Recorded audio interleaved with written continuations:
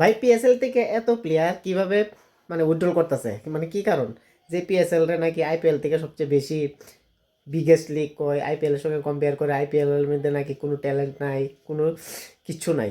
PSL এর মধ্যে সব কিছু আছে, কিন্তু তারপরও আইপিএল এর মধ্যে অপশনে পিক করার পরও, পিএসএল এর মধ্যে অপশনে পিক করার পরও কি কারণে পিএসএল থেকে প্লেয়াররা, বিদেশি খেলোয়াড়রা একের পর এক নামে উইথড্রল করে নিতেছে এবং আইপিএল এ জয়েন করতেছে? এই আইপিএল এর কামাল ভাই। পয়সা যেখানে আছে সে গ্ল্যামার কিন্তু সেখানেই আছে।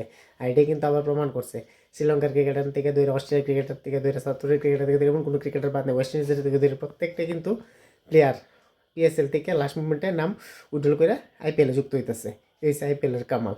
বরাবরই ওয়ার্ল্ডের শ্রেষ্ঠ ক্রিকেট লিগ এবং এটা থাকবো আর আছে। আর পিএসএল সবসময় নিচের দিকে যাবে এবং থাকবে। তার যে ম্যানেজমেন্ট, এবং নতুন খবর হইতেছে যে পিএসএল নাকি ক্লোজ ডোরে হইবে, অর্থাৎ কোনো দর্শক থাকতো না সে জায়গার মধ্যে, অর্থাৎ ফাঁকা মাঠে পিএসএল, এমনকি বন্ধ পর্যন্ত হয়ে যেতে পারে, যে অবস্থা চলতেছে এখানে পাকিস্তান এবং আফগানিস্তানের মধ্যে।